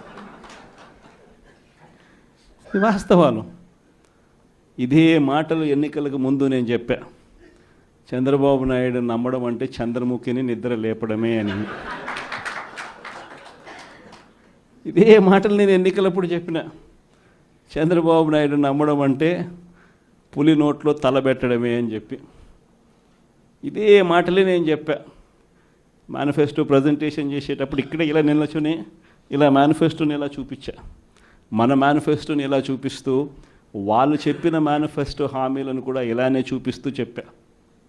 ఇది సాధ్యమయ్యేటివి కాదయ్యా చంద్రబాబు నాయుడు చెప్పేటివి, రాష్ట్రానికి సంబంధించిన బడ్జెట్ ఇది, మనం చేస్తూ ఉన్న బట్టలు నొక్కే కార్యక్రమం ఇది, దీనికే ఇంత డబ్బు ఖర్చు అవుతుంది. మరి చంద్రబాబు నాయుడు ఏమో 1,72,000 కోట్లు సంవత్సరానికి అయ్యే ప్రతిపాదనలు ఆయన చెప్తా ఉన్నాడు. సూపర్ 6లు మోసము, సూపర్ 7లు మోసము అని చెప్పి చెబుతూ మనమేం చేయగలుగుతాము అన్నది కూడా ప్రజలకు అర్థమయ్యేట్టుగా కూడా మేనిఫెస్టో సందర్భంగా కూడా చెప్పడం జరిగింది. విజయవాడ లాంటి కార్పొరేషన్లో కూడా 49 స్థానాలు మనం అప్పట్లో గెలిస్తే తెలుగుదేశం పార్టీ కూటమి వీళ్ళకు వచ్చిన స్థానాలు 14, కమ్యూనిస్టులకు వచ్చింది 1. ఈ 49 స్థానాలకు మనం గెలిస్తే 64 గాను వాళ్ళకు కేవలం 14 స్థానాలు ఉన్నప్పటికీ ఎన్నికలు అయిపోయిన తర్వాత రోజు నుంచి రకరకాల భయాలు, రకరకాల ప్రలోభాలు అదే పనిగా పెడుతూ ఒక 11 మందిని మాత్రం భయపెట్టో ప్రలోభాలు పెట్టో తీసుకోవడం జరిగింది. అయినప్పటికీ 38 మంది నిఠారుగా నిలబడ్డారు అని చెప్పడానికి గర్వపడతాను. ఎందుకు ఈ మాట చెప్తా ఉన్నాను అని అంటే దానికి కారణం కూడా ఒకటే. ఇన్ఫ్యాక్ట్ ఏ కార్పొరేషన్ చూసుకున్నా, ఏ మున్సిపాలిటీ చూసుకున్నా, రాష్ట్రంలో ఉన్న ఏ జెడ్పీటీసీ పరిధిలో ఉన్న ఏ మండలం తీసుకున్నా, అటు ఎంపీపీలైనా కానీ అటు జెడ్పీటీసీలైనా కానీ సర్పంచ్లైనా కూడా ఏది తీసుకున్నా కూడా ఎన్నికలు అయిపోయిన తర్వాత 3 సంవత్సరాల తర్వాత లోకల్ బాడీ ఎన్నికలు జరిగితే అటువంటి ఎన్నికల్లో ఈ రకమైన రిజల్ట్స్తో రాష్ట్రమంతా క్లీన్ స్వీప్ చేసిన పరిస్థితి వైఎస్ఆర్సీపీ ప్రభుత్వం, మన ప్రభుత్వం. అంటే ప్రజల్లో ఏ రోజైనా కూడా తలెత్తుకొని పోగలిగాం. ప్రజలకు ఎన్నికల మేనిఫెస్టో అని చెప్పి ఏదైతే ఎన్నికల వేళ మనం ఏదైతే ఇచ్చామో, చూపించామో, ఏదైతే చూపించి మనం ఓట్లు అడిగామో, ఆ ఎన్నికల మేనిఫెస్టోలో 99% హామీలను నెరవేర్చి ప్రతి నెల ఏ పథకం అమలు చేస్తూ ఉన్నామో బడ్జెట్ ప్రవేశపెట్టే రోజే సంక్షేమానికి సంబంధించిన క్యాలెండర్ కూడా రిలీజ్ చేస్తూ ఇదిగో ఈ నెల ఈ పథకం, ఇదిగో ఈ నెల ఈ పథకం, ఇదిగో ఈ నెల ఈ పథకం అంటూ క్రమం తప్పకుండా ప్రతి సంవత్సరం ఎక్కడా కూడా ప్రజలకు నష్టం జరగకుండా, ఇబ్బందులు పడకుండా క్రమం తప్పకుండా ఇచ్చిన ప్రభుత్వం ఏదైనా ఉంది అని అంటే అది దేశ చరిత్రలో ఒక వైఎస్ఆర్సీపీ ప్రభుత్వం మాత్రమే అని చెప్తాను. వైఎస్ఆర్సీపీ అన్న పార్టీ నిజంగా ఒక విలువల కోసం నిలబడిన పార్టీ. నా దగ్గర నుంచి మొదలెడితే ప్రతి కార్యకర్త కూడా, ప్రతి గ్రామ స్థాయిలో ఉన్న కార్యకర్త కూడా కాలర్ ఎగిరేసుకొని ఇది నా పార్టీ అని చెప్పి గర్వంగా చెప్పుకునే, వాళ్ళకి ఏదైతే మనం చెప్పామో అది చేసి చూపించిన తర్వాతనే మనం ఓట్లు అడిగి గెలిచాము. కాబట్టి ప్రజల దగ్గర ఏ రోజు మన విలువ తగ్గల. కానీ ఎన్నికలైన 9 నెలలు కూడా తిరక్క మునిపే ఈరోజు ఏ తెలుగుదేశం పార్టీ కార్యకర్త కూడా గడప గడప అంటూ ప్రజల ఇళ్లకు వెళ్ళే పరిస్థితి ఏ ఒక్కరికి కూడా లేదు, ఎమ్మెల్యే దగ్గర నుంచి కార్యకర్త దాకా. కారణం ఏ గడపకు వెళ్ళినా కూడా వీళ్ళు ఎన్నికలకు ముందు ఇచ్చిన వీళ్ళ మేనిఫెస్టో సూపర్ 6లు, సూపర్ 7లు ప్రజలు వీళ్ళకి ఇలా చూపించి ఆ ఇంట్లో నుంచి ఒక చిన్న పిల్లాడు బయటకు వస్తాడు, నా 15,000 ఏమైంది అని అడుగుతాడు. ఆ ఇంట్లో నుంచి 2 పిల్లలున్నా 3 పిల్లలున్నా ప్రతి పిల్లాడు బయటకు వచ్చి ఆ తెలుగుదేశం పార్టీ ఇంటికి వచ్చిన తెలుగుదేశం పార్టీ నాయకుడిని, కార్యకర్తను ఆ పిల్లాడు కూడా ప్రశ్నిస్తాడు, నా 15,000 ఏమైంది అని.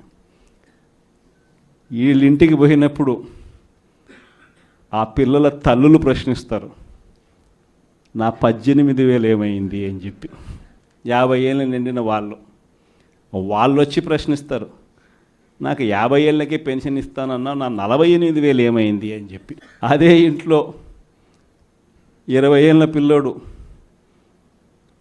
ఆ పిల్లాడు వచ్చి ప్రశ్నిస్తాడు, నాకు నెల 3,000 ఇస్తానన్నా 36,000 ఏమైంది, నా 36,000 ఏమైంది అని. అదే ఇంట్లో బహుశా విజయవాడలో కొంచెం రైతులు తక్కువేమో కానీ కొంచెం గ్రామీణ ప్రాంతాలకు పోతే రైతులు కూడా కండువా వేసుకొని వచ్చే ప్రతి రైతు కూడా నా 20,000 సంగతి ఏమైంది అని అడుగుతాడు. ఇలా ఏ ఇంటికి వెళ్ళినా కూడా తెలుగుదేశం పార్టీ నాయకులకు కానీ కార్యకర్తలకు కానీ ప్రజలకు సమాధానం చెప్పుకోలేని పరిస్థితుల్లో వాళ్ళు ఉన్నారు. ఎన్నికలప్పుడు ఏదైతే మాట చెప్పాడో ఆ రోజేమో మేము చెయ్యకపోతే మా కాలర్ పట్టుకోండి అని అన్నాడు. మరి ఈరోజు ప్రజలు కాలర్ పట్టుకుంటారేమో అని చెప్పి భయపడి రెడ్ బుక్ రాజ్యాంగం నడుపుతూ ఉన్నారు. ఈరోజు ఏమంటా ఉన్నారు, ఎన్నికలు అయిపోయిన 9 నెలల తర్వాత ఈరోజు ఏమంటా ఉన్నారు, సంపద సృష్టించడం ఎట్టనో నా చెవిలో చెప్తే నేను తెలుసుకుంటాను అంటున్నాను. వాస్తవాలు. ఇదే మాటలు ఎన్నికలకు ముందు నేను చెప్పా, చంద్రబాబు నాయుడు నమ్మడం అంటే చంద్రముఖిని నిద్ర లేపడమే అని. ఇదే మాటలు నేను ఎన్నికలప్పుడు చెప్పిన, చంద్రబాబు నాయుడు నమ్మడం అంటే పులి నోట్లో తలబెట్టడమే అని చెప్పి. ఇదే మాటలే నేను చెప్పా మేనిఫెస్టో ప్రజెంటేషన్ చేసేటప్పుడు. ఇక్కడ ఇలా నిల్చుని ఇలా మేనిఫెస్టోని ఇలా చూపించా. మన మేనిఫెస్టోని ఇలా చూపిస్తూ వాళ్ళు చెప్పిన మేనిఫెస్టో హామీలను కూడా ఇలానే చూపిస్తూ చెప్పా. ఇది సాధ్యమయ్యేటివి కాదయ్యా చంద్రబాబు నాయుడు చెప్పేటివి. రాష్ట్రానికి సంబంధించిన బడ్జెట్ ఇది, మనం చేస్తూ ఉన్న బట్టలు నొక్కే కార్యక్రమం ఇది, దీనికే ఇంత డబ్బు ఖర్చు అవుతుంది. మరి చంద్రబాబు నాయుడు ఏమో 1,72,000 కోట్లు సంవత్సరానికి అయ్యే ప్రతిపాదనలు ఆయన చెప్తా ఉన్నాడు. సూపర్ 6లు మోసము, సూపర్ 7లు మోసము అని చెప్పి చెబుతూ మనమేం చేయగలుగుతాము అన్నది కూడా ప్రజలకు అర్థమయ్యేట్టుగా కూడా మేనిఫెస్టో సందర్భంగా కూడా చెప్పడం జరిగింది. విజయవాడ లాంటి కార్పొరేషన్లో కూడా 49 స్థానాలు మనం అప్పట్లో గెలిస్తే తెలుగుదేశం పార్టీ కూటమి వీళ్ళకు వచ్చిన స్థానాలు 14, కమ్యూనిస్టులకు వచ్చింది 1. ఈ 49 స్థానాలకు మనం గెలిస్తే 64కు గాను వాళ్ళకు కేవలం 14 స్థానాలు ఉన్నప్పటికీ ఎన్నికలు అయిపోయిన తర్వాత రోజు నుంచి రకరకాల భయాలు, రకరకాల ప్రలోభాలు అదే పనిగా పెడుతూ ఒక 11 మందిని మాత్రం భయపెట్టో ప్రలోభాలు పెట్టో తీసుకోవడం జరిగింది. అయినప్పటికీ 38 మంది నిఠారుగా నిలబడ్డారు అని చెప్పడానికి గర్వపడతాను.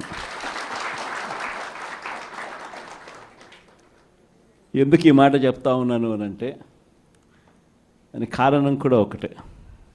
ఇన్ఫ్యాక్ట్ ఏ కార్పొరేషన్ చూసుకున్నా, ఏ మున్సిపాలిటీ చూసుకున్నా, రాష్ట్రంలో ఉన్న ఏ జెడ్పీటీసీ పరిధిలో ఉన్న ఏ మండలం తీసుకున్నా, అటు ఎంపీపీలైనా కానీ, అటు జెడ్పీటీసీలైనా కానీ, సర్పంచ్లైనా కూడా, ఏది తీసుకున్నా కూడా ఎన్నికలు అయిపోయిన తర్వాత 3 సంవత్సరాల తర్వాత లోకల్ బాడీ ఎన్నికలు జరిగితే అటువంటి ఎన్నికల్లో ఈ రకమైన రిజల్ట్స్తో రాష్ట్రమంతా క్లీన్ స్వీప్ చేసిన పరిస్థితి వైఎస్ఆర్సీపీ ప్రభుత్వం, మన ప్రభుత్వం. అంటే ప్రజల్లో ఏ రోజైనా కూడా తలెత్తుకొని పోగలిగాం. ప్రజలకు ఎన్నికల మేనిఫెస్టో అని చెప్పి ఏదైతే ఎన్నికల వేళ మనం ఏదైతే ఇచ్చామో, చూపించామో, ఏదైతే చూపించి మనం ఓట్లు అడిగామో, ఆ ఎన్నికల మేనిఫెస్టోలో 99% హామీలను నెరవేర్చి ప్రతి నెల ఏ పథకం అమలు చేస్తూ ఉన్నామో బడ్జెట్ ప్రవేశపెట్టే రోజే సంక్షేమానికి సంబంధించిన క్యాలెండర్ కూడా రిలీజ్ చేస్తూ, ఇదిగో ఈ నెల ఈ పథకం, ఇదిగో ఈ నెల ఈ పథకం, ఇదిగో ఈ నెల ఈ పథకం అంటూ క్రమం తప్పకుండా ప్రతి సంవత్సరం ఎక్కడా కూడా ప్రజలకు నష్టం జరగకుండా, ఇబ్బందులు పడకుండా క్రమం తప్పకుండా ఇచ్చిన ప్రభుత్వం ఏదైనా ఉంది అని అంటే అది దేశ చరిత్రలో ఒక వైఎస్ఆర్సీపీ ప్రభుత్వం మాత్రమే అని చెప్తాను. వైఎస్ఆర్సీపీ అన్న పార్టీ నిజంగా ఒక విలువల కోసం నిలబడిన పార్టీ. నా దగ్గర నుంచి మొదలెడితే ప్రతి కార్యకర్త కూడా, ప్రతి గ్రామ స్థాయిలో ఉన్న కార్యకర్త కూడా కాలర్ ఎగిరేసుకొని ఇది నా పార్టీ అని చెప్పి గర్వంగా చెప్పుకునే, వాళ్ళకి ఏదైతే మనం చెప్పామో అది చేసి చూపించిన తర్వాతనే మనం ఓట్లు అడిగి గెలిచాము. కాబట్టి ప్రజల దగ్గర ఏ రోజు మన విలువ తగ్గల. కానీ ఎన్నికలైన 9 నెలలు కూడా తిరక్క మునిపే ఈరోజు ఏ తెలుగుదేశం పార్టీ కార్యకర్త కూడా గడప గడప అంటూ ప్రజల ఇళ్లకు వెళ్ళే పరిస్థితి ఏ ఒక్కరికి కూడా లేదు, ఎమ్మెల్యే దగ్గర నుంచి కార్యకర్త దాకా. కారణం, ఏ గడపకు వెళ్ళినా కూడా వీళ్ళు ఎన్నికలకు ముందు ఇచ్చిన వీళ్ళ మేనిఫెస్టో సూపర్ 6లు, సూపర్ 7లు ప్రజలు వీళ్ళకి ఇలా చూపించి, ఆ ఇంట్లో నుంచి ఒక చిన్న పిల్లాడు బయటకు వస్తాడు, నా 15,000 ఏమైంది అని అడుగుతాడు. ఆ ఇంట్లో నుంచి 2 పిల్లలున్నా 3 పిల్లలున్నా ప్రతి పిల్లాడు బయటకు వచ్చి ఆ తెలుగుదేశం పార్టీ ఇంటికి వచ్చిన తెలుగుదేశం పార్టీ నాయకుడిని కార్యకర్తను ఆ పిల్లాడు కూడా ప్రశ్నిస్తాడు, నా 15,000 ఏమైంది అని. వీళ్ళింటికి పోయినప్పుడు ఆ పిల్లల తల్లులు ప్రశ్నిస్తారు, నా 18,000 ఏమైంది అని చెప్పి. 50 ఏళ్ళు నిండిన వాళ్ళు వచ్చి ప్రశ్నిస్తారు, నాకు 50 ఏళ్ళకే పెన్షన్ ఇస్తానన్నా నా 48,000 ఏమైంది అని చెప్పి. అదే ఇంట్లో 20 ఏళ్ళ పిల్లోడు, ఆ పిల్లాడు వచ్చి ప్రశ్నిస్తాడు, నాకు నెల 3,000 ఇస్తానన్నా 36,000 ఏమైంది, నా 36,000 ఏమైంది అని. అదే ఇంట్లో బహుశా విజయవాడలో కొంచెం రైతులు తక్కువేమో కానీ కొంచెం గ్రామీణ ప్రాంతాలకు పోతే రైతులు కూడా కండువా వేసుకొని వచ్చే ప్రతి రైతు కూడా నా 20,000 సంగతి ఏమైంది అని అడుగుతాడు. ఇలా ఏ ఇంటికి వెళ్ళినా కూడా తెలుగుదేశం పార్టీ నాయకులకు కానీ కార్యకర్తలకు కానీ ప్రజలకు సమాధానం చెప్పుకోలేని పరిస్థితుల్లో వాళ్ళు ఉన్నారు. ఎన్నికలప్పుడు ఏదైతే మాట చెప్పాడో ఆ రోజేమో మేము చెయ్యకపోతే మా కాలర్ పట్టుకోండి అని అన్నాడు. మరి ఈరోజు ప్రజలు కాలర్ పట్టుకుంటారేమో అని చెప్పి భయపడి రెడ్ బుక్ రాజ్యాంగం నడుపుతూ ఉన్నారు.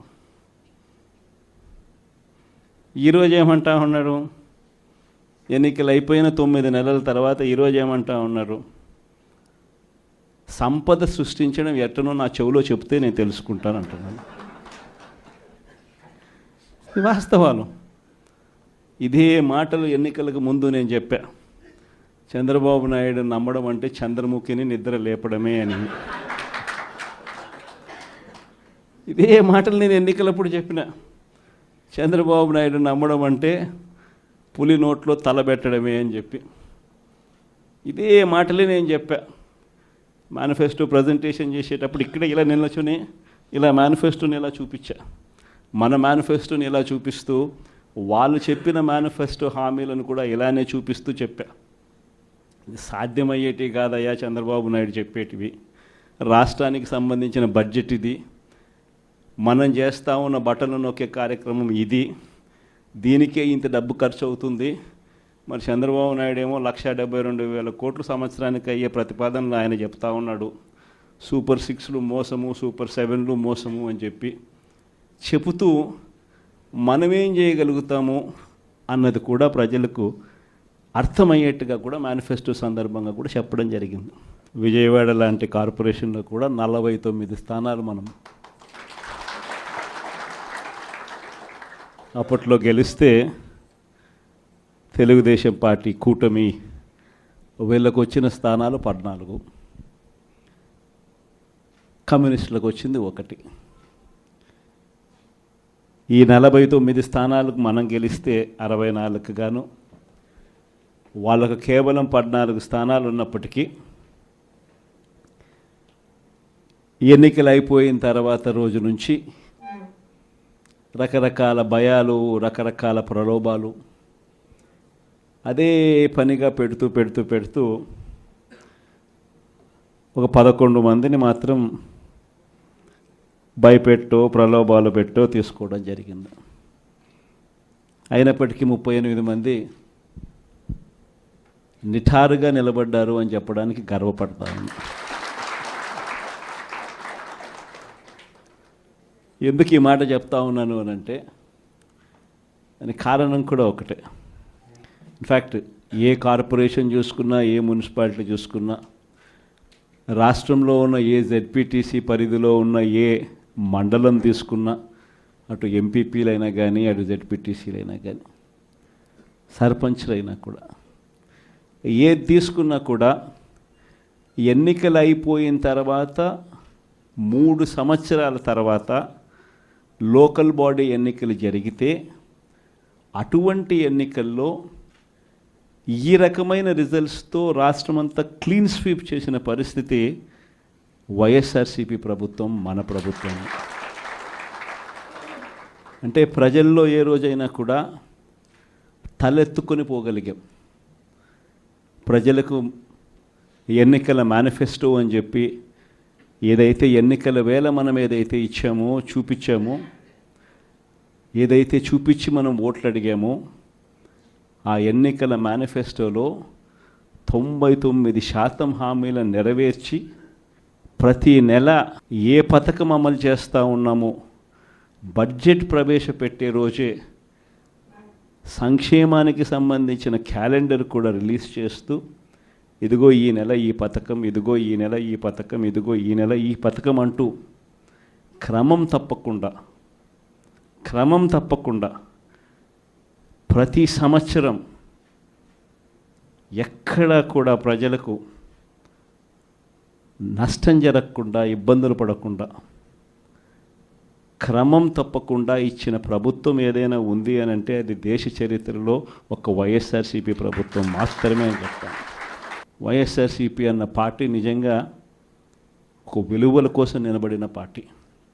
నా దగ్గర నుంచి మొదలెడితే ప్రతి కార్యకర్త కూడా, ప్రతి గ్రామ స్థాయిలో ఉన్న కార్యకర్త కూడా కాలర్ ఎగిరేసుకొని ఇది నా పార్టీ అని చెప్పి గర్వంగా చెప్పుకునే వాళ్ళకి ఏదైతే మనం చెప్పామో అది చేసి చూపించిన తర్వాతనే మనం ఓట్లు అడిగి గెలిచాము. కాబట్టి ప్రజల దగ్గర ఏ రోజు మన విలువ తగ్గల. కానీ ఎన్నికలైన 9 నెలలు కూడా తిరక్క మునిపే ఈరోజు ఏ తెలుగుదేశం పార్టీ కార్యకర్త కూడా గడప గడప అంటూ ప్రజల ఇళ్లకు వెళ్ళే పరిస్థితి ఏ ఒక్కరికి కూడా లేదు, ఎమ్మెల్యే దగ్గర నుంచి కార్యకర్త దాకా. కారణం, ఏ గడపకు వెళ్ళినా కూడా వీళ్ళు ఎన్నికలకు ముందు ఇచ్చిన వీళ్ళ మేనిఫెస్టో సూపర్ 6లు, సూపర్ 7లు ప్రజలు వీళ్ళకి ఇలా చూపించి, ఆ ఇంట్లో నుంచి ఒక చిన్న పిల్లాడు బయటకు వస్తాడు, నా 15,000 ఏమైంది అని అడుగుతాడు. ఆ ఇంట్లో నుంచి 2 పిల్లలున్నా 3 పిల్లలున్నా ప్రతి పిల్లాడు బయటకు వచ్చి ఆ తెలుగుదేశం పార్టీ ఇంటికి వచ్చిన తెలుగుదేశం పార్టీ నాయకుడిని, కార్యకర్తను ఆ పిల్లాడు కూడా ప్రశ్నిస్తాడు, నా 15,000 ఏమైంది అని. వీళ్ళింటికి పోయినప్పుడు ఆ పిల్లల తల్లులు ప్రశ్నిస్తారు, నా 18,000 ఏమైంది అని చెప్పి. 50 ఏళ్ళు నిండిన వాళ్ళు వచ్చి ప్రశ్నిస్తారు, నాకు 50 ఏళ్ళకే పెన్షన్ ఇస్తానన్నా నా 48,000 ఏమైంది అని చెప్పి. అదే ఇంట్లో 20 ఏళ్ళ పిల్లోడు, ఆ పిల్లాడు వచ్చి ప్రశ్నిస్తాడు, నాకు నెల 3,000 ఇస్తానన్నా 36,000 ఏమైంది, నా 36,000 ఏమైంది అని. అదే ఇంట్లో బహుశా విజయవాడలో కొంచెం రైతులు తక్కువేమో కానీ కొంచెం గ్రామీణ ప్రాంతాలకు పోతే రైతులు కూడా, కండువా వేసుకొని వచ్చే ప్రతి రైతు కూడా నా 20,000 సంగతి ఏమైంది అని అడుగుతాడు. ఇలా ఏ ఇంటికి వెళ్ళినా కూడా తెలుగుదేశం పార్టీ నాయకులకు కానీ కార్యకర్తలకు కానీ ప్రజలకు సమాధానం చెప్పుకోలేని పరిస్థితుల్లో వాళ్ళు ఉన్నారు. ఎన్నికలప్పుడు ఏదైతే మాట చెప్పాడో ఆ రోజేమో మేము చెయ్యకపోతే మా కాలర్ పట్టుకోండి అని అన్నాడు. మరి ఈరోజు ప్రజలు కాలర్ పట్టుకుంటారేమో అని చెప్పి భయపడి రెడ్ బుక్ రాజ్యాంగం నడుపుతూ ఉన్నారు. ఈరోజు ఏమంటా ఉన్నారు, ఎన్నికలు అయిపోయిన 9 నెలల తర్వాత ఈరోజు ఏమంటా ఉన్నారు, సంపద సృష్టించడం ఎట్టనో నా చెవిలో చెప్తే నేను తెలుసుకుంటాను అంటున్నాను. వాస్తవాలు. ఇదే మాటలు ఎన్నికలకు ముందు నేను చెప్పా, చంద్రబాబు నాయుడు నమ్మడం అంటే చంద్రముఖిని నిద్ర లేపడమే అని. ఇదే మాటలు నేను ఎన్నికలప్పుడు చెప్పిన, చంద్రబాబు నాయుడు నమ్మడం అంటే పులి నోట్లో తలబెట్టడమే అని చెప్పి. ఇదే మాటలే నేను చెప్పా మేనిఫెస్టో ప్రజెంటేషన్ చేసేటప్పుడు. ఇక్కడ ఇలా నిల్చుని ఇలా మేనిఫెస్టోని ఇలా చూపించా, మన మేనిఫెస్టోని ఇలా చూపిస్తూ వాళ్ళు చెప్పిన మేనిఫెస్టో హామీలను కూడా ఇలానే చూపిస్తూ చెప్పా. ఇది సాధ్యమయ్యేటి కాదయ్యా చంద్రబాబు నాయుడు చెప్పేటివి, రాష్ట్రానికి సంబంధించిన బడ్జెట్ ఇది, మనం చేస్తూ ఉన్న బటన్లు నొక్కే కార్యక్రమం ఇది, దీనికే ఇంత డబ్బు ఖర్చు అవుతుంది. మరి చంద్రబాబు నాయుడు ఏమో 1,72,000 కోట్లు సంవత్సరానికి అయ్యే ప్రతిపాదనలు ఆయన చెప్తా ఉన్నాడు. సూపర్ 6లు మోసము, సూపర్ 7లు మోసము అని చెప్పి చెబుతూ మనమేం చేయగలుగుతాము అన్నది కూడా ప్రజలకు అర్థమయ్యేట్టుగా కూడా మేనిఫెస్టో సందర్భంగా కూడా చెప్పడం జరిగింది.